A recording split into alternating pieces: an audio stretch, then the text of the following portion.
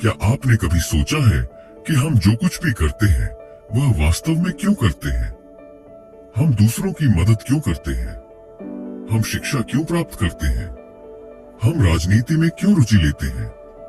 क्या ये सब सच में वही कारण है जो हम खुद से और दूसरों से कहते हैं, या इसके पीछे कुछ और गहरी सच्चाई छिपी है? The elephant in the brain किताब इसी विषय पर रोशनी डालती है, हमारे छिपे हुए उद्देश्यों, हिडन मोटिव्स के बारे में। यह किताब यह समझाने की कोशिश करती है कि हमारे कई कार्यों के पीछे जो कारण हम मानते हैं वे असली कारण नहीं होते। असली कारण कुछ और होते हैं जिन्हें हमारा दिमाग खुद हमसे भी छुपा लेता है। हम अपने बारे में सोचते हैं कि हम बहुत ईमानदार, अच्छे और नैतिक लोग हैं, लेकिन वास्तव में हमारा दिमाग हमें ऐसी कहानियां सुनाता है जो हमें अच्छा महसूस कराए, न कि सच्चाई बताने के लिए। हम अक्सर अपने कार्यों को अच्छे कारणों से जोड़कर देखते हैं, लेकिन उनके पीछे छिपे हुए असली उद्देश्य बहुत अलग होते हैं। अगर हम इन छिपी हुई सच्चाइयों को समझ लें, तो यह हमारी जिंदगी में एक बहुत बड़ा बदलाव ला सकता है। ये हमें आत्म जागरूक, सेल्फ अवेयर बना सकता है, जिससे हम खुद को बेहतर तरीके से समझ पाएंगे। जब हम खुद को सच में जानेंगे, तो हम जिंदगी के हर क्षेत्र में अधिक समझदारी और ईमानदारी से फैसले ले पाएंगे। ये समझना हमारे रिश्तों को भी सुधार सकता है। अक्सर हम सोचते हैं कि हम प्यार, दोस्ती और सहयोग के नाम पर जो कुछ करते हैं वह पूरी तरह निस्वार्थ है, लेकिन वास्तव में इसके पीछे भी हमारे दिमाग की चालाकी होती है। अगर हम इसे पहचान लें, तो हम अपने रिश्तों को और भी गहरा और वास्तविक बना सकते हैं। यह किताब हमें यह भी दिखाती है कि हमारी सफलता पर भी ये छिपी हुई इच्छाएं गहरा असर डालती है। कई बार हम सोचते हैं कि हम मेहनत इसलिए कर रहे हैं क्योंकि हम सच में अपने लक्ष्य को पाना चाहते हैं, लेकिन अगर हम गहराई से देखें, तो हम पाएंगे कि हमारा असली उद्देश्य समाज में अच्छा दिखना, दूसरों को प्रभावित करना या अपने आत्मसम्मान, सेल्फ एस्टीम को बनाए रखना भी हो सकता है। अगर हम इस सच्चाई को समझ लें, तो हम अपने लक्ष्यों को और साफ तरीके से देख पाएंगे और असली खुशी और सफलता पा सकते हैं। इस किताब का उद्देश्य आपको इन छिपे हुए उद्देश्यों के बारे में जागरूक करना है, ताकि आप अपने जीवन को और अधिक समझदारी, आत्म जागरूकता और ईमानदारी से जी सके। यह किताब आपको उन सच्चाइयों से अवगत कराएगी जिन्हें जानकर आप अपने कार्यों के पीछे के असली कारणों को पहचान पाएंगे और जिंदगी को एक नए नजरिए से देखेंगे। जब हम खुद को सच में जान लेते हैं, तो हम बेहतर फैसले लेते हैं, बेहतर रिश्ते बनाते हैं और सच में संतुष्टि महसूस करते हैं। यह किताब न सिर्फ आपको इन छिपी हुई सच्चाइयों से अवगत कराएगी, बल्कि यह भी बताएगी कि आप इस ज्ञान को अपनी जिंदगी में कैसे लागू कर सकते हैं, ताकि आप खुद को और अधिक ईमानदार, मजबूत और सफल इंसान बना सके। तो आइए इस रोमांचक और जागरूकता से भरपूर यात्रा की शुरुआत करें। Chapter 1, Why we lie to ourselves। क्या आपने कभी ऐसा महसूस किया है कि आप कुछ कर रहे हैं, लेकिन असली कारण कुछ और ही है? जैसे, क्या आप सच में दूसरों की मदद करना चाहते हैं या आपको अच्छा दिखना है? क्या आप सच में पढ़ाई करना चाहते हैं या सिर्फ परीक्षा में अच्छे नंबर लाने के लिए पढ़ रहे हैं? यह सवाल सुनने में अजीब लग सकता है, लेकिन हकीकत यही है कि हमारा दिमाग हमें खुद से भी सच्चाई छिपाने में बहुत माहिर होता है। हम सोचते हैं कि हमारे सभी फैसले पूरी तरह से ईमानदारी और अच्छे इरादों पर आधारित हैं, लेकिन हकीकत में ऐसा नहीं है। हमारा मस्तिष्क हमें ऐसी कहानियां सुनाता है जो हमें अच्छा महसूस कराए और हमें दूसरों की नजरों में अच्छा बनाए रखे। ये एक तरह की आत्म धोखा, सेल्फ डिसेप्शन है, और यह हमारी जिंदगी के हर क्षेत्र में छुपी हुई होती है। मस्तिष्क हमारे असली उद्देश्यों को क्यों छुपाता है? हमारा दिमाग एक बहुत ही शक्तिशाली उपकरण है, लेकिन इसकी सबसे दिलचस्प विशेषता यह है कि यह हमें खुद से भी सच्चाई छुपाने में सक्षम है। इसका कारण यह है कि अगर हम सच को पूरी तरह से देख लें, तो हमारी सामाजिक छवि, सोशल इमेज और आत्मसम्मान, सेल्फ एस्टीम पर असर पड़ सकता है। इसलिए हमारा दिमाग हमारी असली मंशाओं को छुपा देता है और हमें यकीन दिलाता है कि हम सही कारणों से सही काम कर रहे हैं। उदाहरण के लिए, जब हम किसी गरीब को पैसे देते हैं तो हमें लगता है कि हम दयालु और परोपकारी ऑल्ट्रुइस्टिक हैं। लेकिन अगर हम गहराई से सोचें तो हो सकता है कि हम यह काम इसलिए कर रहे हों ताकि दूसरों को लगे कि हम अच्छे इंसान हैं या हमें खुद को अच्छा महसूस कराना है। इसी तरह जब हम किसी बहस में जीतते हैं तो हमें लगता है कि हम सच का समर्थन कर रहे हैं, लेकिन हकीकत में हम बस अपनी श्रेष्ठता साबित करना चाहते हैं। यह सब अनजाने में होता है और यही इस किताब का मुख्य विषय है, हमारी छिपी हुई इच्छाएं और उद्देश्य। हमारा दिमाग ऐसा क्यों करता है? इसका जवाब हमें विकासवाद एवोल्यूशन में मिलता है। हजारों साल पहले जब इंसान जंगलों और गुफाओं में रहता था, तब उसे दो चीजों की सबसे ज्यादा जरूरत थी, जीवित रहना और सामाजिक समूह में अपनी जगह बनाए रखना। अगर कोई इंसान समाज में अलग थलग पड़ जाता तो उसके जीवित रहने की संभावना कम हो जाती। इसीलिए हमारे दिमाग ने इस तरह से विकसित होना शुरू किया कि हम खुद को दूसरों के सामने बेहतर दिखा सकें। अगर हम अपने असली इरादों को पूरी तरह समझ लेते तो हमें शायद शर्मिंदगी महसूस होती और हमारा आत्मसम्मान कम हो जाता। इसी कारण हमारा दिमाग हमें झूठी कहानियां सुनाता है और हमें खुद पर विश्वास दिलाता है कि हम जो कुछ भी कर रहे हैं वह सबसे अच्छे इरादों से कर रहे हैं। इससे हमें समाज में आसानी से जीने और आगे बढ़ने में मदद मिलती है। आइए कुछ वास्तविक उदाहरणों से समझते हैं कि यह आत्म धोखा हमारी जिंदगी में कैसे काम करता है। हम सोचते हैं कि हम पढ़ाई इसलिए कर रहे हैं ताकि हम ज्ञान प्राप्त कर सकें, लेकिन असल में हम डिग्री, सम्मान और एक अच्छी नौकरी के लिए पढ़ाई करते हैं। अगर पढ़ाई केवल ज्ञान के लिए होती तो हम परीक्षा पास करने के बाद सब कुछ भूल क्यों जाते? हम मानते हैं कि हम राजनीति इसलिए समझते हैं क्योंकि हमें समाज में बदलाव लाना है, लेकिन हकीकत में हम अपनी पसंदीदा पार्टी या विचारधारा को सही साबित करने की कोशिश कर रहे होते हैं। हमें सच में न्याय और सच्चाई से उतना फर्क नहीं पड़ता जितना कि अपने समूह इन ग्रुप की जीत से होता है।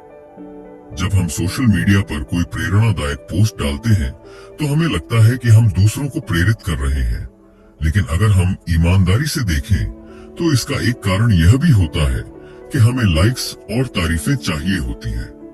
जब हम किसी की मदद करते हैं तो हमें लगता है कि हम पूरी तरह निस्वार्थ भाव से कर रहे हैं, लेकिन कई बार इसका असली कारण यह होता है कि हमें अच्छा महसूस हो या हम दूसरों के सामने अच्छा दिखना चाहते हैं।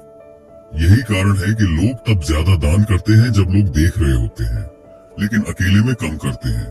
अब सवाल यह उठता है कि अगर हमारा दिमाग हमें खुद से भी धोखा देता है तो हम इससे कैसे बच सकते हैं?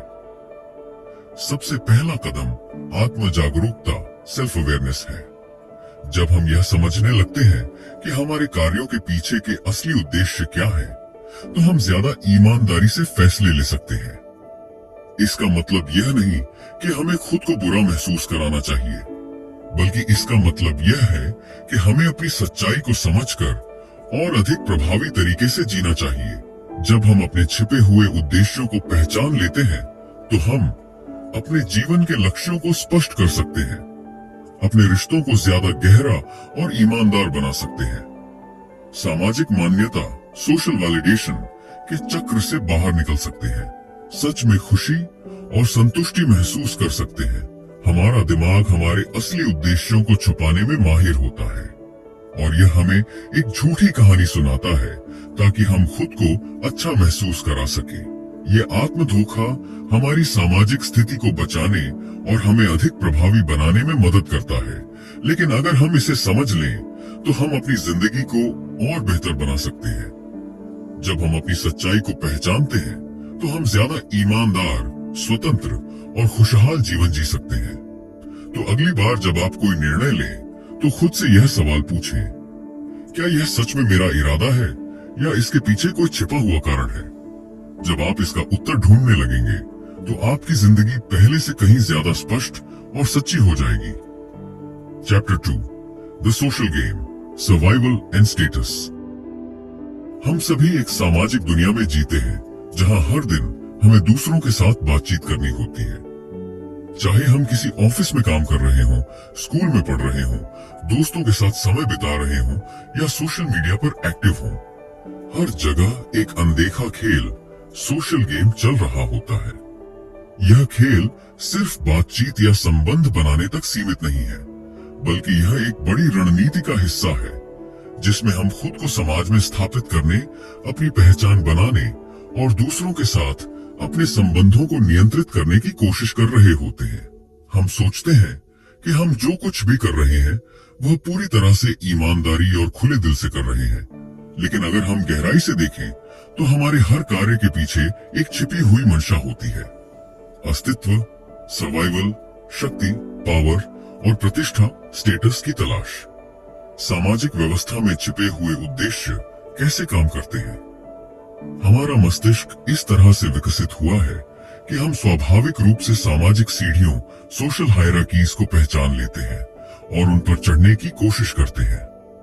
यह प्रक्रिया पूरी तरह से अवचेतन, सबकॉन्शियस स्तर पर होती है, यानी हमें यह एहसास भी नहीं होता कि हम यह कर रहे हैं। हमारा व्यवहार, हमारी पसंद नापसंद, हमारे बोलने का तरीका, सब कुछ इस छिपे हुए उद्देश्य से प्रभावित होता है कि हम समाज में अपनी जगह कैसे बना सकते हैं और खुद को अधिक प्रभावशाली कैसे दिखा सकते हैं। जब हम किसी पार्टी या ऑफिस मीटिंग में होते हैं तो हम स्वाभाविक रूप से यह चाहते हैं कि लोग हमें पसंद करें और हमारी बातों से प्रभावित हों। हम सोचते हैं कि हम सिर्फ बातचीत कर रहे हैं, लेकिन वास्तव में हम अपनी छवि, इमेज को सुधारने और अपनी सामाजिक स्थिति को मजबूत करने की कोशिश कर रहे होते हैं। जब हम अपनी कोई फोटो, विचार या उपलब्धि सोशल मीडिया पर डालते हैं तो हमें लगता है कि हम सिर्फ अपनी जिंदगी साझा कर रहे हैं, लेकिन गहराई से देखें तो इसके पीछे एक बड़ा कारण यह होता है कि हम लोगों से प्रशंसा, लाइक्स, कमेंट्स, शेयर्स पाना चाहते हैं, ताकि हमें लगे कि हम महत्वपूर्ण हैं। चाहे वह ऑफिस में प्रमोशन पाने की दौड़ हो, दोस्तों के बीच सबसे मजेदार व्यक्ति बनने की चाह हो या परिवार में सबसे ज्यादा सम्मान पाने की कोशिश, हम हर समय अनजाने में इस शक्ति संघर्ष में लगे रहते हैं। जब हम महंगे कपड़े पहनते हैं, अच्छी गाड़ियों में घूमते हैं या ऊंची सैलरी वाली नौकरी पाने की कोशिश करते हैं, तो हम खुद को यह समझाते हैं कि हम सिर्फ अपनी पसंद के हिसाब से जी रहे हैं। लेकिन सच्चाई यह है कि हम समाज में अपनी स्थिति को ऊंचा दिखाने के लिए ऐसा कर रहे होते हैं। प्रतिष्ठा का यह खेल हमारे हर छोटे बड़े फैसले पर असर डालता है। अगर हम विकासवादी इवोल्यूशनरी दृष्टिकोण से देखें तो यह समझना आसान हो जाता है कि लोग शक्ति और मान्यता की ओर क्यों आकर्षित होते हैं। हजारों साल पहले जब इंसान छोटे छोटे समूहों में रहता था तो उसका अस्तित्व पूरी तरह इस बात पर निर्भर करता था कि वह अपने समूह में कितनी अहमियत रखता है। जो लोग समूह में प्रभावशाली होते थे उन्हें ज्यादा सुरक्षा, भोजन और साथी मिलते थे। इसी कारण हमारा दिमाग इस तरह से विकसित हुआ कि हम हमेशा शक्ति और प्रतिष्ठा की तलाश में रहते हैं, भले ही हमें इसका एहसास न हो।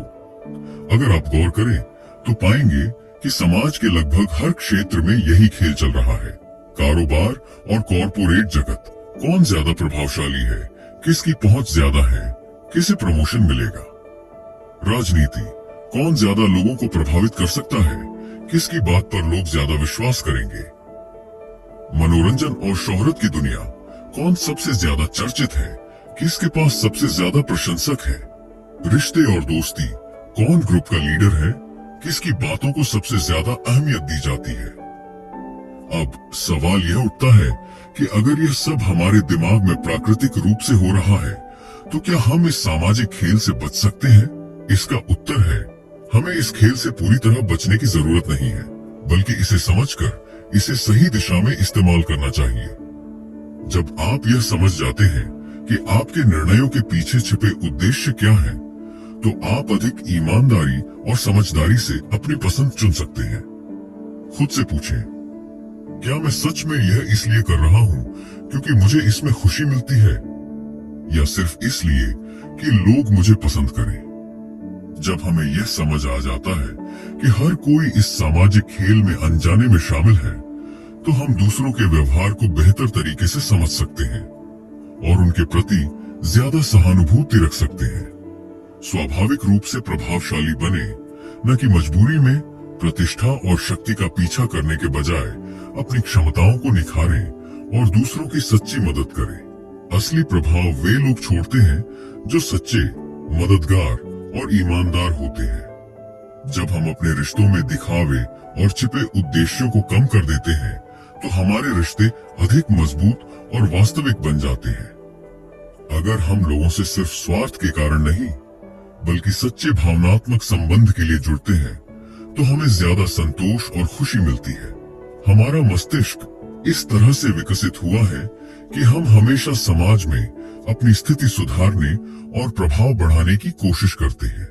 शक्ति, प्रतिष्ठा और मान्यता पाने की यह दौड़ पूरी तरह स्वाभाविक है, लेकिन अगर हम इसे समझ लें, तो हम इसे सही तरीके से इस्तेमाल कर सकते हैं। जब हम अपनी छिपी हुई मंशाओं को पहचानते हैं, तो हम अधिक आत्म जागरूक बन जाते हैं और अपने रिश्तों में सच्चाई और गहराई ला सकते हैं। तो अगली बार जब आप कोई निर्णय लें, तो खुद से यह सवाल पूछें, क्या यह सच में मेरे लिए सही है, या मैं सिर्फ समाज में अपनी स्थिति को सुधारने की कोशिश कर रहा हूं? जब आप इस सवाल का उत्तर खोजने लगेंगे, तो आप अपनी जिंदगी को अधिक सच्चाई, आत्मसम्मान और खुशी के साथ जी पाएंगे। Chapter 3, the truth about education. हम सभी बचपन से ही यह सुनते आए हैं कि शिक्षा का मुख्य उद्देश्य ज्ञान प्राप्त करना और एक उज्जवल भविष्य बनाना है। हमें स्कूल भेजा जाता है, परीक्षा देने के लिए कहा जाता है, डिग्री हासिल करने की दौड़ में लगाया जाता है और यह विश्वास दिलाया जाता है कि जितना अधिक हम सीखेंगे, उतना ही सफल होंगे। लेकिन क्या यह पूरी सच्चाई है? क्या शिक्षा का असली उद्देश्य सिर्फ ज्ञान प्राप्त करना है, या इसके पीछे कोई छुपा हुआ उद्देश्य भी है? अगर हम गहराई से सोचें, तो पाएंगे कि शिक्षा केवल सीखने तक सीमित नहीं है, बल्कि यह समाज में अपनी बुद्धिमत्ता, इंटेलिजेंस और अनुशासन, कन्फॉर्मिटी को साबित करने का एक तरीका भी है। स्कूल और कॉलेज न केवल हमें विषयों का ज्ञान देते हैं, बल्कि यह भी दिखाते हैं कि हम कितने बुद्धिमान, मेहनती और अनुशासित हैं। यही कारण है कि शिक्षा प्रणाली में अक्सर डिग्री को ज्ञान से अधिक महत्वपूर्ण माना जाता है। क्या शिक्षा वास्तव में सीखने के लिए होती है? आइए इसे एक सरल उदाहरण से समझते हैं। मान लीजिए कि किसी व्यक्ति ने 4 साल तक इंजीनियरिंग की पढ़ाई की, लेकिन नौकरी करने के बाद उसे उस ज्ञान का 80% हिस्सा कभी उपयोग ही नहीं करना पड़ा। फिर भी उसे एक अच्छी नौकरी मिल गई, क्योंकि उसने एक कठिन डिग्री हासिल कर ली थी।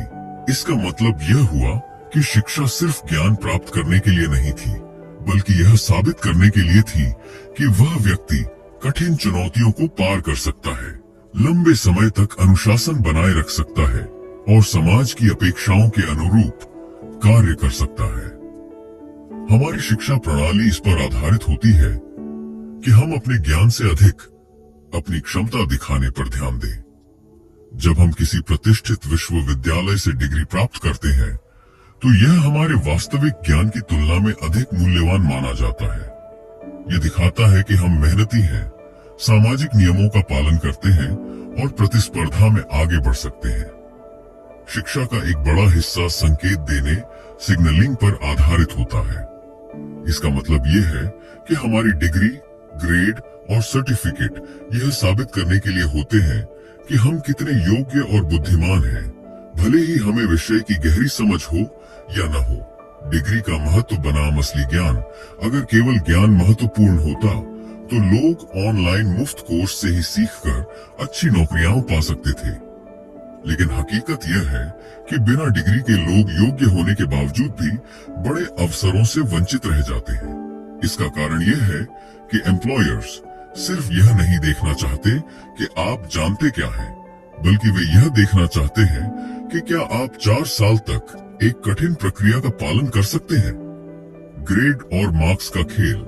हम में से कई लोग यह महसूस कर चुके होंगे कि परीक्षा में अच्छे नंबर लाने के लिए अक्सर हम विषय को रटते हैं, लेकिन असली समझ कभी नहीं बनती। इसका कारण यह है कि हमारा शिक्षा तंत्र हमें असली ज्ञान प्राप्त करने की तुलना में एक अच्छा विद्यार्थी दिखने पर ज्यादा जोर देता है। स्कूल और कॉलेज का सामाजिक महत्व शिक्षा केवल किताबों से सीखने की प्रक्रिया नहीं है, बल्कि यह हमें समाज में ढालने और नियमों के अनुसार चलना सिखाने के लिए भी होती है। एक अच्छी नौकरी पाने के लिए डिग्री जरूरी होती है, लेकिन हम में से कितने लोग सच में कॉलेज में सीखी हुई चीजों को रोजमर्रा की जिंदगी में इस्तेमाल करते हैं? अब सवाल यह उठता है कि अगर शिक्षा में ये छिपे हुए उद्देश्य हैं, तो हम इसे अपने वास्तविक विकास के लिए कैसे उपयोग कर सकते हैं? सीखने की असली वजह समझें। डिग्री प्राप्त करना जरूरी हो सकता है, लेकिन असली सफलता उनके पास आती है जो सच में सीखने में रुचि रखते हैं। अगर आप अपने क्षेत्र में सच में कुशल, स्किल्ड बनना चाहते हैं, तो आपको केवल किताबों तक सीमित नहीं रहना चाहिए, बल्कि व्यावहारिक ज्ञान, प्रैक्टिकल नॉलेज भी लेना चाहिए। डिग्री से ज्यादा कौशल, स्किल्स पर ध्यान दें। दुनिया तेजी से बदल रही है और अब सिर्फ डिग्री से नौकरी मिलना आसान नहीं रहा। इसीलिए यह जरूरी है कि आप असली कौशल, सॉफ्ट स्किल्स पर ध्यान दें। स्किल्स और टेक्निकल स्किल्स पर ध्यान दें और खुद को लगातार अपडेट करते रहें। सवाल पूछने और स्वतंत्र सोचने की आदत डालें। हमारी शिक्षा प्रणाली हमें रटे रटाए उत्तर देने के लिए तैयार करती है, लेकिन असली सफलता उन्हें मिलती है जो खुद से सवाल पूछते हैं, नई चीजें खोजते हैं और अलग तरीके से सोचने की हिम्मत रखते हैं। शिक्षा को नौकरी पाने का साधन नहीं, बल्कि आत्मविकास, सेल्फ ग्रोथ का जरिया बनाएं। अगर हम शिक्षा को सिर्फ एक नौकरी पाने के लिए देखेंगे, तो हम उसमें से असली खुशी और ज्ञान नहीं निकाल पाएंगे। लेकिन अगर हम इसे अपने जीवन को बेहतर बनाने और अपनी सोच को विकसित करने के लिए अपनाएंगे, तो यह हमें हर क्षेत्र में आगे ले जाएगी। जीवन भर सीखने की आदत डालें। सिर्फ स्कूल और कॉलेज तक ही सीमित न रहें। नई चीजें सीखने, किताबें पढ़ने, कौशल विकसित करने और जीवन भर अपने ज्ञान को बढ़ाने की आदत डालें। शिक्षा सिर्फ ज्ञान प्राप्त करने के लिए नहीं, बल्कि समाज में अपनी बुद्धिमत्ता और अनुशासन को दिखाने का एक तरीका भी होती है। स्कूल और कॉलेज हमें केवल विषय नहीं सिखाते, बल्कि यह भी साबित करते हैं कि हम कितने मेहनती और अनुशासित हैं। लेकिन अगर हम इसे समझदारी से अपनाएं, तो हम शिक्षा को केवल डिग्री पाने का माध्यम नहीं, बल्कि अपने असली विकास, सेल्फ ग्रोथ का जरिया बना सकते हैं। तो अगली बार जब आप कुछ नया सीखें, तो खुद से यह सवाल पूछें, क्या मैं इसे सिर्फ डिग्री और ग्रेड के लिए कर रहा हूँ, या मैं इसे सच में समझना चाहता हूँ? जब आप सच में सीखने लगेंगे, तो आप न केवल शिक्षा में, बल्कि जीवन में भी सच्ची सफलता प्राप्त करेंगे। Chapter 4, the reality of charity and altruism. जब हम किसी को दान करते हुए देखते हैं, किसी को भूखे को खाना खिलाते हुए देखते हैं, या किसी अमीर व्यक्ति को एक बड़े चैरिटी फंड की घोषणा करते हुए देखते हैं, तो हमें लगता है कि यह सब पूरी तरह से परोपकार, अल्ट्रुइज्म और निस्वार्थ भाव से किया जा रहा है। हम मानते हैं कि लोग दूसरों की मदद सिर्फ इसलिए करते हैं क्योंकि वे अच्छे इंसान हैं और उन्हें दूसरों की परवाह है। लेकिन अगर हम गहराई से देखें, तो हम पाएंगे कि परोपकार हमेशा निस्वार्थ, सेल्फलेस नहीं होता, बल्कि इसके पीछे छिपे हुए उद्देश्यों की एक लंबी सूची होती है। क्या सच में लोग सिर्फ दयालुता के कारण दूसरों की मदद करते हैं? इस सवाल का जवाब उतना सीधा नहीं है जितना दिखता है। अध्ययनों से पता चला है कि जब लोग दान करते हैं या परोपकार करते हैं, तो इसके पीछे कई छिपे हुए उद्देश्य हो सकते हैं, जिनमें शामिल है समाज में अच्छी छवि बनाना। लोग तब ज्यादा दान करते हैं जब वे जानते हैं कि दूसरों को उनके दान के बारे में पता चलेगा। यही कारण है कि अमीर लोग बड़े बड़े समारोहों में चैरिटी की घोषणा करते हैं और कंपनियां समाज में अपनी छवि को बेहतर बनाने के लिए बड़े सामाजिक कार्यों में पैसा लगाती हैं। गिल्ट को कम करना। कई बार लोग दान इसलिए करते हैं क्योंकि वे अपने अंदर मौजूद अपराध बोध को कम करना चाहते हैं। जब हम किसी गरीब को पैसे देते हैं, तो हमें लगता है कि हमने अपने विशेषाधिकार, प्रिविलेज को सही ठहराया और समाज में अपना योगदान दिया। सोशल अप्रूवल पाना। जब लोग दूसरों को बताते हैं कि वे दान कर रहे हैं, तो इसका एक कारण यह भी होता है कि उन्हें दूसरों की सराहना मिले। यही कारण है कि सोशल मीडिया पर बहुत से लोग अपने परोपकारी कार्यों को दिखाने के लिए पोस्ट डालते हैं। पावर और नियंत्रण। कभी कभी लोग दान इसलिए करते हैं ताकि वे अपनी ताकत दिखा सकें और समाज में अपनी स्थिति को मजबूत कर सकें।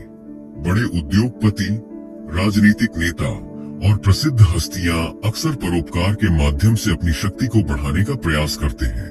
क्या परोपकार पूरी तरह से गलत है? यह कहना गलत होगा कि परोपकार में कुछ भी अच्छा नहीं है। आखिरकार किसी की मदद करना एक अच्छा कार्य है, भले ही इसके पीछे कोई भी उद्देश्य हो। अगर किसी की भूख मिटती है, किसी गरीब को शिक्षा मिलती है या कोई बीमार व्यक्ति इलाज पाता है, तो इससे समाज को लाभ होता है। लेकिन सवाल यह है कि हम परोपकार को एक वास्तविक, प्रभावी और ईमानदार तरीके से कैसे कर सकते हैं। अगर हम सच में दुनिया में बदलाव लाना चाहते हैं और लोगों की मदद करना चाहते हैं, तो हमें अपनी नीयत और कार्यों पर गहराई से सोचने की जरूरत है। गुप्त रूप से दान करें, गिव अनोनिमसली। अगर आपका उद्देश्य सच में मदद करना है, तो कोशिश करें कि आपका दान दूसरों को ना दिखे। जब आप गुप्त रूप से दान करते हैं, तो आप सुनिश्चित कर सकते हैं कि आपका उद्देश्य सिर्फ सहायता करना है, न कि दूसरों की सराहना पाना। लॉन्ग टर्म बदलाव पर ध्यान दें। तत्काल सहायता देना अच्छा है, लेकिन अगर आप सच में फर्क डालना चाहते हैं, तो उन तरीकों पर ध्यान दें जो लोगों की जिंदगी को स्थायी रूप से सुधार सके। उदाहरण के लिए, किसी गरीब को सिर्फ पैसा देने की बजाय उसे आत्मनिर्भर बनाने के लिए शिक्षा या रोजगार के अवसर देना अधिक प्रभावी हो सकता है। स्वयं सेवा वॉलंटियरिंग करें। पैसे दान करने से आसान कुछ नहीं है, लेकिन अगर आप सच में मदद करना चाहते हैं, तो अपना समय और ऊर्जा किसी अच्छे कार्य में लगाएं। जब आप स्वयं सेवा करते हैं, तो आप सीधे लोगों से जुड़ते हैं और उनकी वास्तविक जरूरतों को समझ पाते हैं। अपनी नीयत पर सवाल करें। जब भी आप परोपकार करें, खुद से पूछें, क्या मैं यह सिर्फ अपनी छवि सुधारने के लिए कर रहा हूं या मुझे सच में इससे फर्क पड़ता है? अगर हम अपने अंदर की सच्चाई को पहचान लें, तो हम अधिक ईमानदारी से समाज की मदद कर सकते हैं। लोगों को आत्मनिर्भर बनाने पर ध्यान दें। अगर आप किसी को बार बार पैसे देते हैं, तो वह आप पर निर्भर हो सकता है। इसके बजाय ऐसे अवसरों को बढ़ावा दें जिससे लोग खुद अपनी जिंदगी सुधार सकें।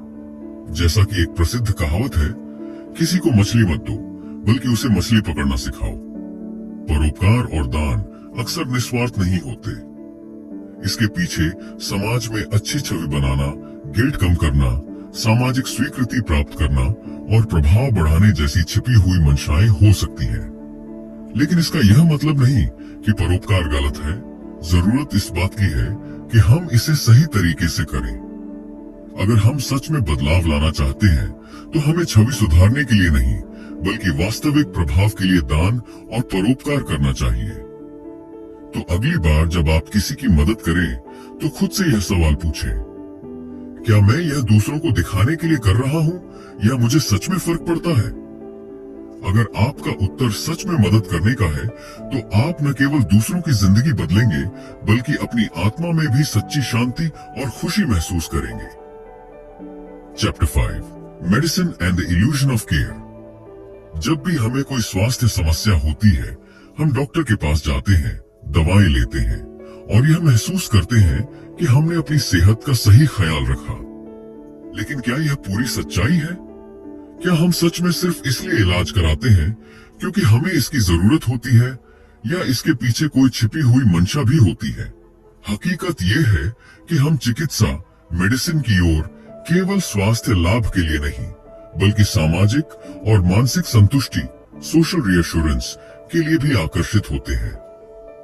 हम सिर्फ स्वस्थ होने के लिए डॉक्टर के पास नहीं जाते, बल्कि इसलिए भी कि हमें मानसिक शांति मिले, हमारा परिवार चिंतित न हो और हमें लगे कि हम अपनी सेहत का ध्यान रख रहे हैं। कई बार हम बिना जरूरत के टेस्ट करवाते हैं, अतिरिक्त दवाएं लेते हैं और डॉक्टर की सलाह के बिना भी चिकित्सा प्रक्रिया को अपनाते हैं, सिर्फ इसलिए कि हमें लगता है कि कुछ न करने से बेहतर है कुछ करना। अगर हम गौर करें, तो पाएंगे कि चिकित्सा केवल शरीर को ठीक करने का माध्यम नहीं, बल्कि एक सामाजिक और मनोवैज्ञानिक खेल भी है। कुछ उदाहरण देखें। कुछ करने की आवश्यकता महसूस करना। जब हम बीमार होते हैं तो हमें ऐसा लगता है कि हमें कुछ न कुछ करना चाहिए। सिर्फ आराम करने और शरीर को खुद ठीक होने देने की बजाय हम डॉक्टर के पास जाना और दवाएं लेना पसंद करते हैं, भले ही यह जरूरी ना हो। इससे हमें ऐसा महसूस होता है कि हम नियंत्रण में हैं। सामाजिक स्वीकृति और देखभाल प्राप्त करना। कई बार हम डॉक्टर के पास इसलिए भी जाते हैं ताकि हमें परिवार, दोस्त और समाज से सहानुभूति, सिंपैथी और देखभाल मिले। जब हम बीमार होते हैं तो लोग हमारी चिंता करते हैं, हमारा ख्याल रखते हैं और हमें विशेष महत्व मिलता है। यह भावना हमें अच्छा महसूस कराती है। बिना जरूरत के टेस्ट और उपचार। आजकल लोग अपनी छोटी छोटी समस्याओं के लिए भी बड़े मेडिकल टेस्ट करवाते हैं, सिर्फ इसलिए कि उन्हें लगता है कि इससे उन्हें अपनी सेहत पर ज्यादा नियंत्रण मिलेगा। कई बार डॉक्टर भी अनावश्यक टेस्ट लिख देते हैं क्योंकि यह एक उद्योग बन चुका है। ब्रांडेड दवाओं और महंगे इलाज का आकर्षण। कभी कभी लोग महंगे इलाज और ब्रांडेड दवाओं को प्राथमिकता देते हैं, ये सोचकर कि महंगी चीजें ज्यादा असरदार होती हैं। लेकिन सच्चाई यह है कि कई बार सस्ती दवाएं भी उतनी ही प्रभावी होती हैं। क्या अधिक चिकित्सा वास्तव में अच्छा है? हम सोचते हैं कि जितना ज्यादा इलाज करवाएंगे उतना ही ज्यादा स्वस्थ रहेंगे, लेकिन सच्चाई यह है कि अधिक दवाएं, अनावश्यक सर्जरी और बार बार अस्पताल जाने से स्वास्थ्य पर नकारात्मक प्रभाव भी पड़ सकता है। कई मामलों में शरीर खुद को ठीक करने में सक्षम होता है और बहुत ज्यादा हस्तक्षेप, इंटरवेंशन करने से प्राकृतिक प्रक्रिया बाधित हो सकती है। आज की आधुनिक दुनिया में कई बीमारियां जीवन शैली, लाइफस्टाइल से जुड़ी होती हैं, जैसे मोटापा, उच्च रक्तचाप, मधुमेह, तनाव आदि। इनका असली समाधान सिर्फ दवाएं नहीं है, बल्कि सही खान पान, व्यायाम और मानसिक शांति है। लेकिन फिर भी लोग दवा लेना ज्यादा पसंद करते हैं क्योंकि यह आसान है और इसके लिए हमें अपनी आदतें बदलने की जरूरत नहीं पड़ती। अगर हम सच में स्वस्थ रहना चाहते हैं तो हमें चिकित्सा पर निर्भर रहने के बजाय स्वास्थ्य की असली जिम्मेदारी खुद लेनी होगी। रोग से बचाव, प्रिवेंशन पर ध्यान दें, न कि सिर्फ इलाज पर। सबसे अच्छा इलाज यह है कि हमें बीमारी ही न हो। इसका मतलब है कि हमें अपनी दिनचर्या को सुधारना होगा, सही भोजन करना होगा, नियमित व्यायाम करना होगा और मानसिक रूप से स्वस्थ रहना होगा। स्वस्थ जीवन शैली अपनाएं। दवा लेने की बजाय कोशिश करें कि आप प्राकृतिक रूप से अपनी सेहत का ध्यान रखें। योग, ध्यान, व्यायाम और अच्छी नींद आपकी सेहत को बनाए रखने में अहम भूमिका निभाते हैं। बिना जरूरत डॉक्टर के पास जाने से बचें। डॉक्टर की सलाह जरूरी होती है, लेकिन अगर आपकी समस्या हल्की है और आपका शरीर उसे खुद ठीक कर सकता है, तो आराम करने और प्राकृतिक उपाय अपनाने का विकल्प भी देखें। मेडिकल इंडस्ट्री को समझें। आज चिकित्सा सिर्फ सेवा नहीं, बल्कि एक बड़ा उद्योग बन चुका है। कई बार टेस्ट, दवाएं और इलाज मुनाफे के लिए बेवजह बढ़ा चढ़ाकर पेश किए जाते हैं। हमें समझदारी से फैसला लेना चाहिए कि कब हमें सच में चिकित्सा की जरूरत है और कब यह सिर्फ एक भ्रम है। मानसिक स्वास्थ्य को प्राथमिकता दें। शरीर की बीमारी का एक बड़ा कारण मानसिक तनाव भी होता है। अगर हम मानसिक रूप से शांत और खुशहाल हैं, तो हमारा शरीर भी अधिक स्वस्थ रहेगा। हम चिकित्सा और इलाज की ओर सिर्फ स्वास्थ्य के लिए नहीं, बल्कि मानसिक और सामाजिक संतुष्टि के लिए भी आकर्षित होते हैं। कई बार हम बिना जरूरत के डॉक्टर के पास जाते हैं, अनावश्यक टेस्ट करवाते हैं और दवाओं पर निर्भर रहते हैं, जबकि असली समाधान हमारे जीवन शैली में बदलाव करने में है। अगर हम सच में स्वस्थ रहना चाहते हैं, तो हमें दवाओं पर निर्भर होने के बजाय अपने शरीर की देखभाल खुद करनी होगी। तो अगली बार जब आप बीमार महसूस करें, तो खुद से यह सवाल पूछें, क्या मुझे सच में इलाज की जरूरत है, या मैं सिर्फ मानसिक शांति और सामाजिक स्वीकृति पाने के लिए ऐसा कर रहा हूं? जब आप अपनी सेहत की असली जिम्मेदारी खुद लेने लगेंगे, तो आप दवाओं पर कम और एक स्वस्थ जीवन शैली पर ज्यादा निर्भर होने लगेंगे। और यही सच्ची सेहत की कुंजी है। Chapter 6, politics, more about team loyalty than policy. जब हम राजनीति की बात करते हैं तो हम अक्सर सोचते हैं कि यह नीति, पॉलिसी, विचारधारा, आइडियोलॉजी और देश की भलाई के बारे में है। हम मानते हैं कि लोग किसी राजनीतिक दल, पार्टी या विचारधारा का समर्थन इसलिए करते हैं क्योंकि वे सच में मानते हैं कि यह सबसे अच्छा विकल्प है। लेकिन क्या यह पूरी सच्चाई है? क्या राजनीति सच में विचारों और नीतियों की लड़ाई है या इसके पीछे कोई छिपी हुई मनोवैज्ञानिक और सामाजिक सच्चाई है? अगर हम गहराई से देखें तो राजनीति केवल विचारों और नीतियों के बारे में नहीं है, बल्कि यह समूह पहचान, ग्रुप आइडेंटिटी और टीम की वफादारी, टीम लॉयल्टी के बारे में ज्यादा है। जब लोग किसी पार्टी या विचारधारा का समर्थन करते हैं तो वे अक्सर एक तर्कसंगत, रैशनल विश्लेषण करने के बजाय अपनी टीम का बचाव कर रहे होते हैं। ठीक वैसे ही जैसे खेल के प्रशंसक अपनी पसंदीदा टीम का समर्थन करते हैं, भले ही वह मैच हार जाए। राजनीति में समूह पहचान और वफादारी कैसे काम करती है? अगर आप ध्यान दें तो राजनीति अक्सर खेल या धर्म की तरह व्यवहार करती है। यह लोगों के लिए उनकी पहचान, आइडेंटिटी और सामाजिक संबंधों का हिस्सा बन जाती है।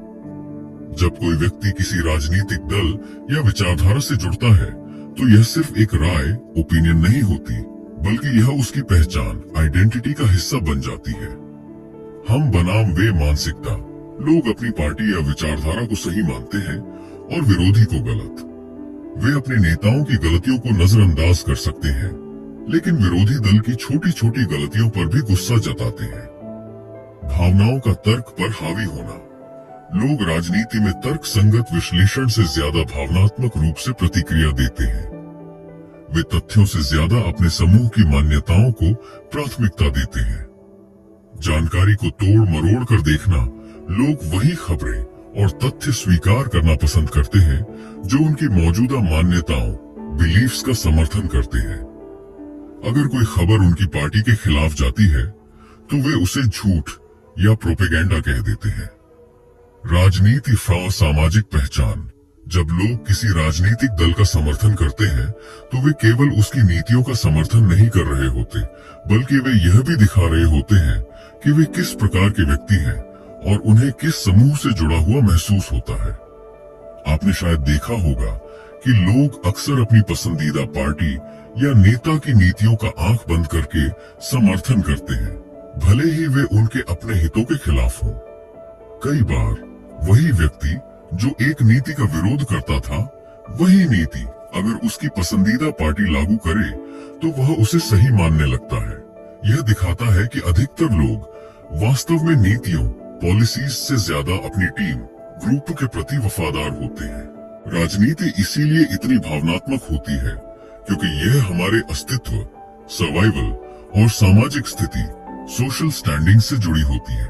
हजारों साल पहले जब इंसान छोटे छोटे जनजातीय समूहों, ट्राइब्स में रहता था, तब समूह से बाहर होना जीवन के लिए खतरा था। इसीलिए हमारा मस्तिष्क इस तरह विकसित हुआ है कि हम अपने समूह के प्रति वफादार बने रहें और विरोधी समूह को खतरे की तरह देखें। अब सवाल यह है कि हम इस आदतन समूह वफादारी, ट्राइबलिज्म से कैसे बच सकते हैं और राजनीति को एक खुले दिमाग से कैसे देख सकते हैं। तथ्यों को प्राथमिकता दें, न कि भावनाओं को। जब भी कोई राजनीतिक मुद्दा सामने आए तो इसे केवल भावनाओं के आधार पर न देखें। निष्पक्ष रूप से तथ्यों को जांचें और अपने मौजूदा विश्वासों को चुनौती देने से डरें नहीं। दोनों पक्षों की बात सुने, एक ही मुद्दे पर विभिन्न स्रोतों से जानकारी लें। सिर्फ उन्हीं समाचारों और लेखों को न पढ़ें जो आपकी राय की पुष्टि करते हैं, बल्कि उनके विपरीत विचारों को भी समझें। मैं गलत हो सकता हूं मानसिकता अपनाएं। यह स्वीकार करना सीखें कि आप भी गलत हो सकते हैं।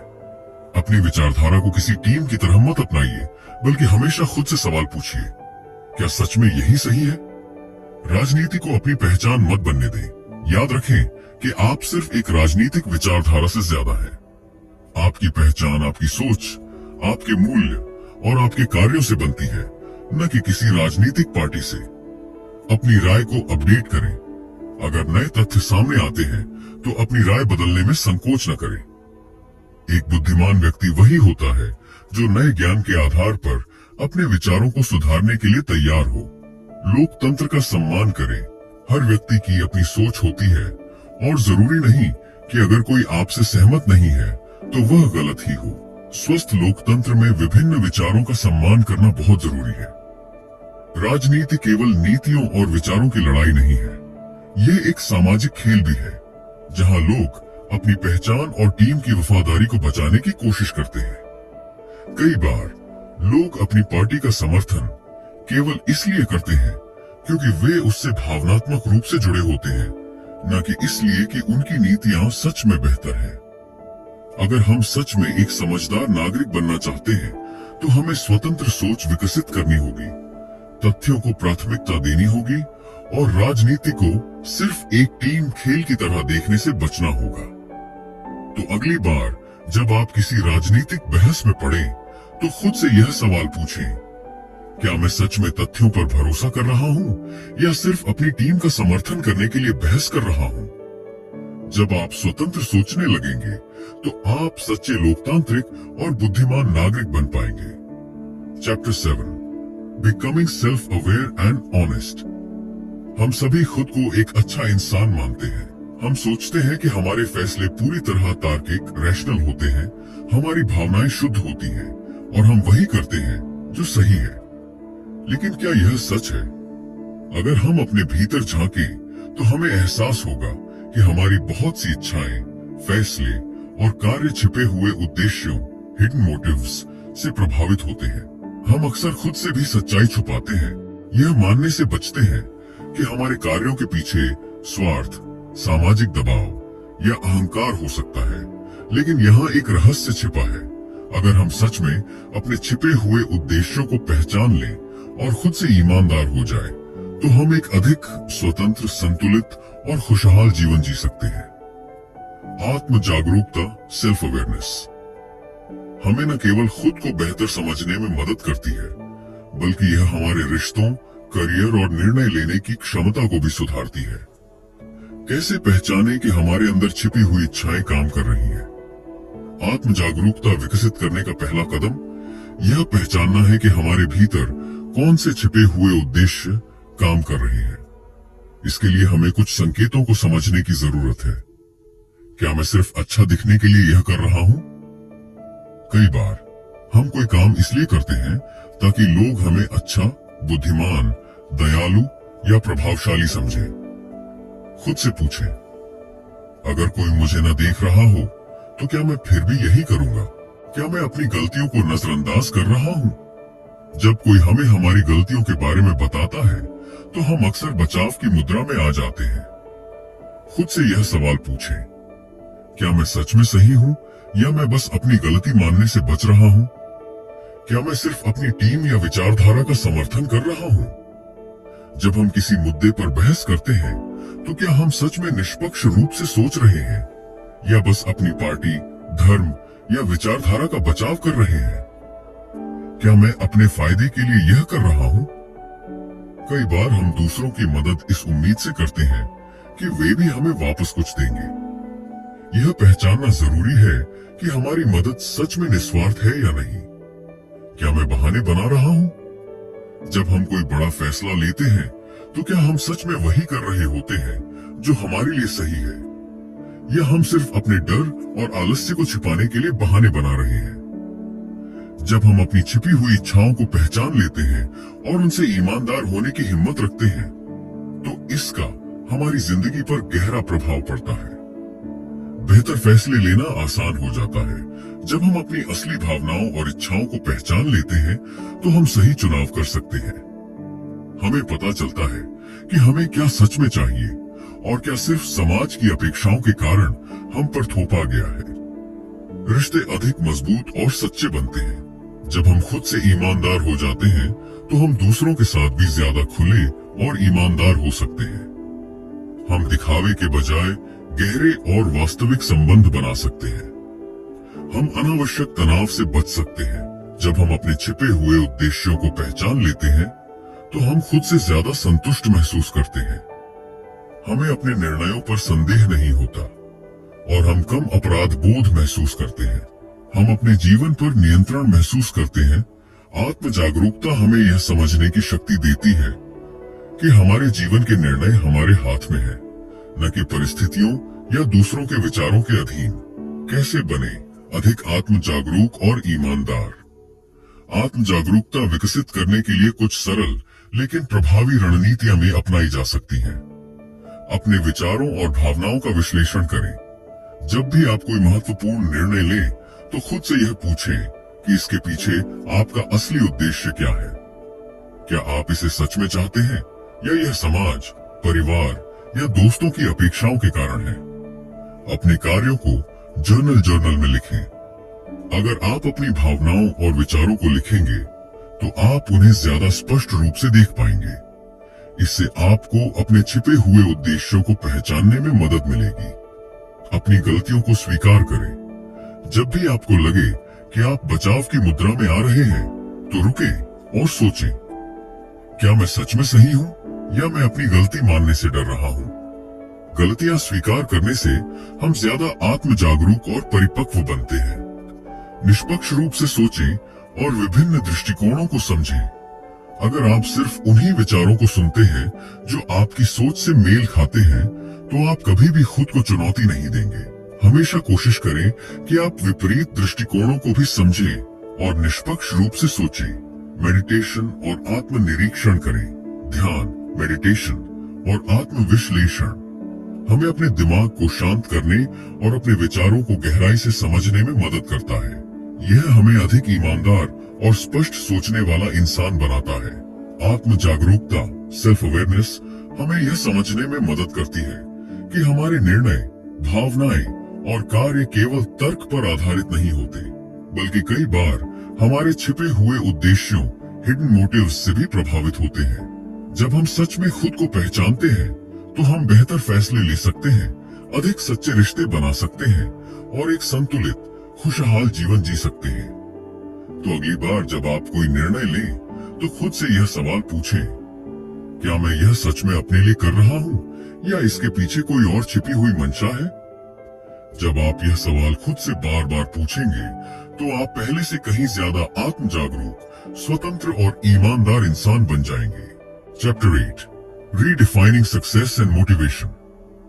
हम सभी सफलता, सक्सेस की तलाश में हैं।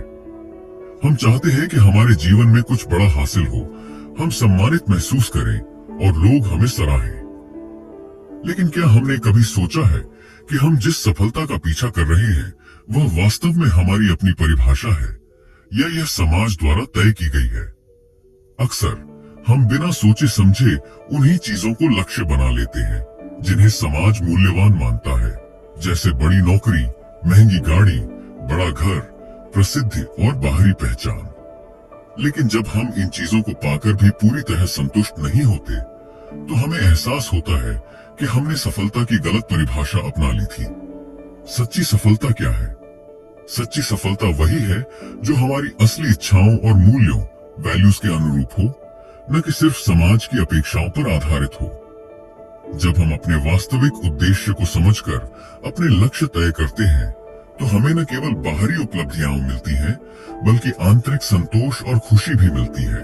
हम अपने असली मूल्यों के अनुसार लक्ष्य कैसे तय करें? अगर हम सच में सफल होना चाहते हैं, तो हमें अपने लक्ष्यों को सामाजिक मान्यता, सोशल अप्रूवल से मुक्त करना होगा और उन्हें अपनी असली प्राथमिकताओं के अनुसार तय करना होगा। इसके लिए कुछ महत्वपूर्ण कदम है। अपने असली मूल्यों को पहचानें। सबसे पहले खुद से यह सवाल करें, मुझे किस चीज में सच में आनंद आता है? मैं क्या करना चाहता हूँ, भले ही उसके लिए मुझे कोई पुरस्कार न मिले? मेरी जिंदगी में सबसे महत्वपूर्ण चीज क्या है? रचनात्मकता, स्वतंत्रता, परिवार, आत्मविकास या कुछ और?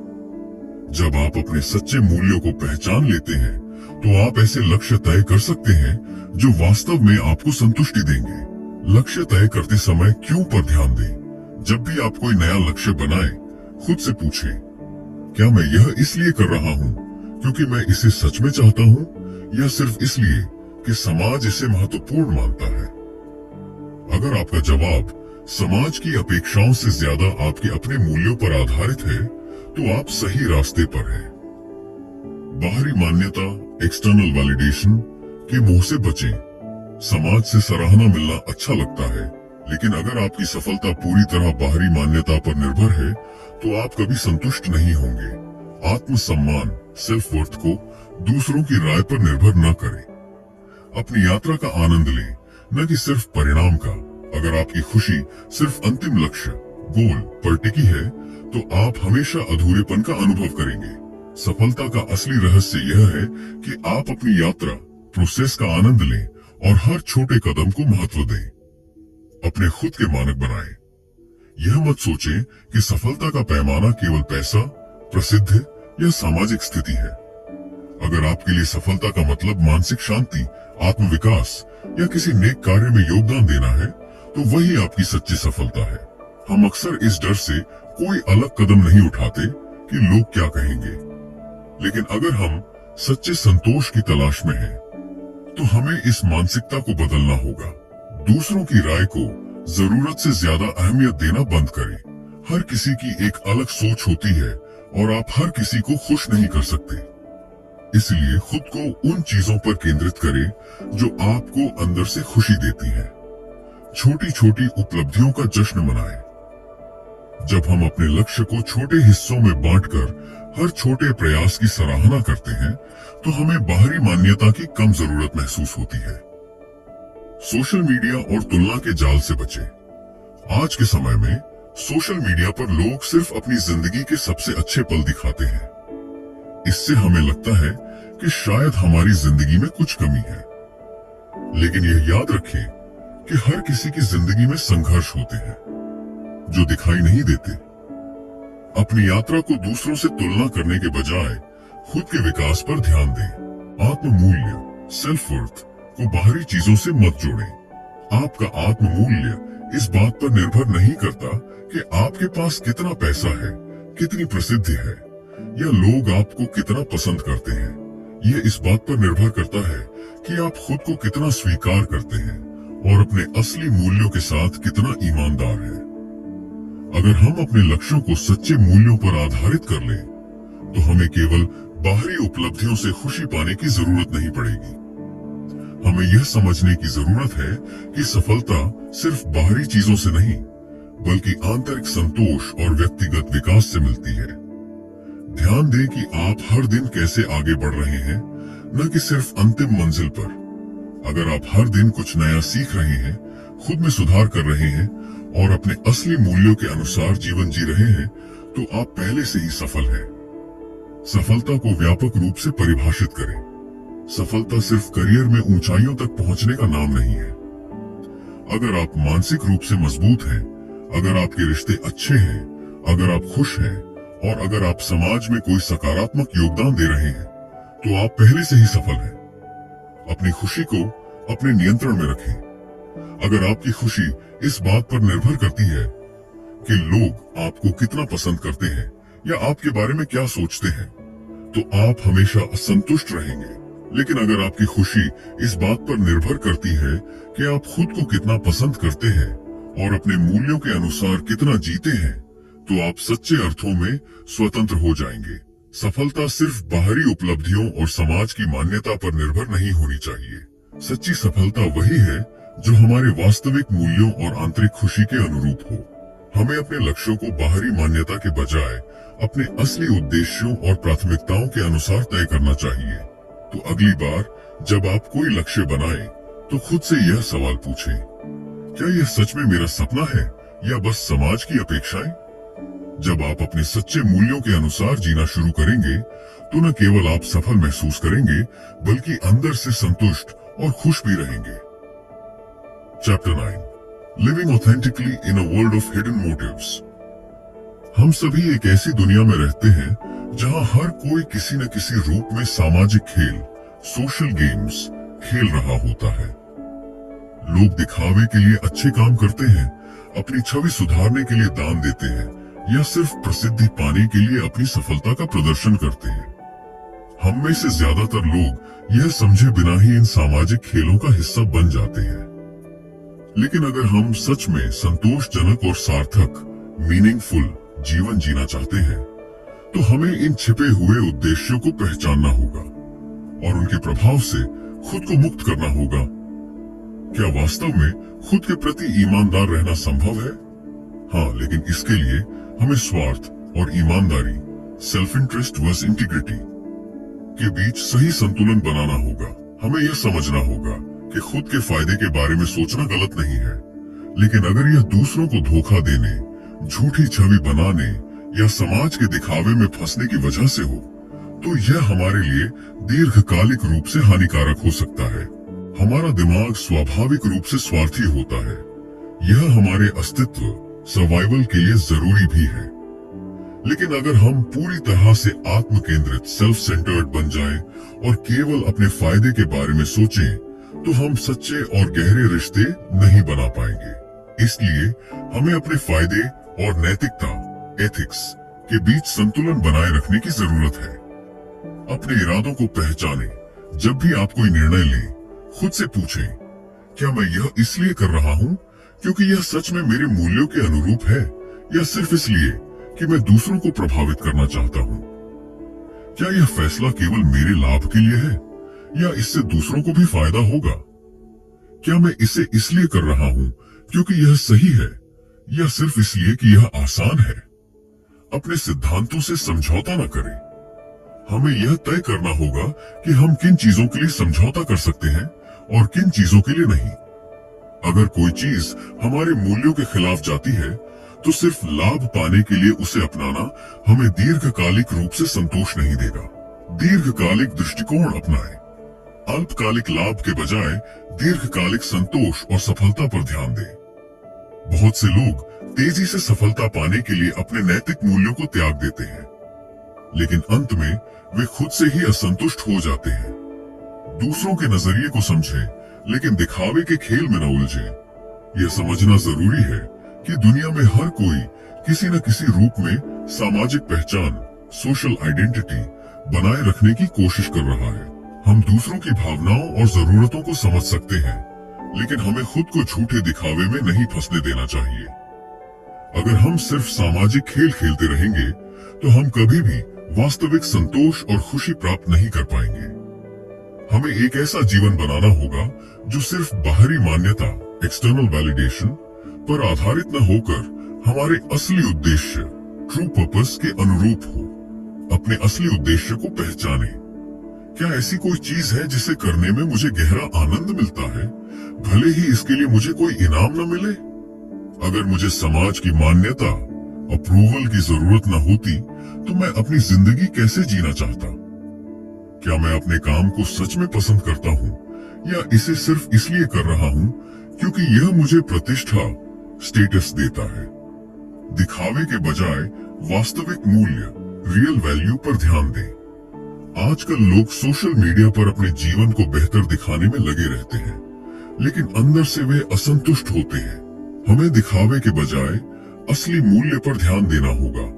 अपने कौशल को विकसित करना, सच्चे रिश्ते बनाना और अपनी क्षमताओं से दुनिया में कुछ अच्छा योगदान देना। अपनी तुलना दूसरों से करना बंद करें। हर किसी की यात्रा अलग होती है। अगर हम हमेशा दूसरों की सफलता से अपनी तुलना करेंगे, तो हम कभी संतुष्ट नहीं रह पाएंगे। हमें अपनी प्रगति, प्रोग्रेस को खुद के पिछले संस्करण से मापना चाहिए, न कि किसी और से। वास्तविक रिश्ते बनाएं। अगर हम अपनी पहचान को सिर्फ बाहरी चीजों जैसे पैसा, शोहरत या सामाजिक स्थिति पर आधारित करेंगे, तो हमारे रिश्ते भी सतही, सुपरफिशियल हो जाएंगे। सच्ची खुशी उन्हीं रिश्तों से आती है जो ईमानदारी और आपसी सम्मान पर आधारित होते हैं। अपने सिद्धांतों पर टिके रहें। अगर समाज हमें एक दिशा में धकेल रहा है, लेकिन हमें लगता है कि हमारी सच्ची खुशी किसी और चीज में है, तो हमें साहस पूर्वक अपने रास्ते पर चलने की जरूरत है।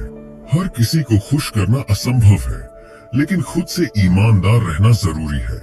हम एक ऐसी दुनिया में रहते हैं जहां लोग लगातार सामाजिक खेल खेलते रहते हैं, अपनी छवि सुधारने के लिए, मान्यता पाने के लिए और दूसरों को प्रभावित करने के लिए। लेकिन अगर हम सच्चे संतोष और खुशी की तलाश में हैं, तो हमें इन सामाजिक खेलों से बाहर निकलकर एक वास्तविक, उद्देश्यपूर्ण, पर्पस ड्रिवन जीवन जीना होगा। तो अगली बार जब आप कोई बड़ा फैसला लें, तो खुद से यह सवाल पूछें, क्या मैं यह सिर्फ इसलिए कर रहा हूं क्योंकि समाज इसे महत्वपूर्ण मानता है, या क्योंकि यह सच में मेरे जीवन का उद्देश्य है? जब आप इस प्रश्न का उत्तर ईमानदारी से देने लगेंगे, तो आप पहले से कहीं अधिक स्वतंत्र, संतुष्ट और खुशहाल महसूस करेंगे। तो दोस्तों, हमने इस वीडियो में the elephant in the brain किताब का गहराई से विश्लेषण किया। इस किताब ने हमें यह समझाया कि हम इंसान अपने दिमाग में छुपे हुए गुप्त उद्देश्यों, हिडन मोटिव्स को पहचानने में कितने असफल होते हैं। हमारा दिमाग हमें धोखा देता है ताकि हम खुद को और दूसरों को एक अच्छी कहानी सुना सके। हम कई चीजें सिर्फ इसलिए करते हैं क्योंकि हमारा दिमाग असली वजहों को छिपाना चाहता है। चाहे शिक्षा हो, धर्म हो, राजनीति हो या दान पुण्य, हमारे असली इरादे अक्सर खुद हमें भी नहीं पता होते। तो क्या करें? अब सवाल यह उठता है कि इस जानकारी से हमें क्या फायदा? इसका जवाब है आत्म जागरूकता, सेल्फ अवेयरनेस। जब हम अपने छिपे हुए इरादों को पहचानेंगे, तब हम बेहतर निर्णय ले पाएंगे और एक जिम्मेदार इंसान बन सकेंगे।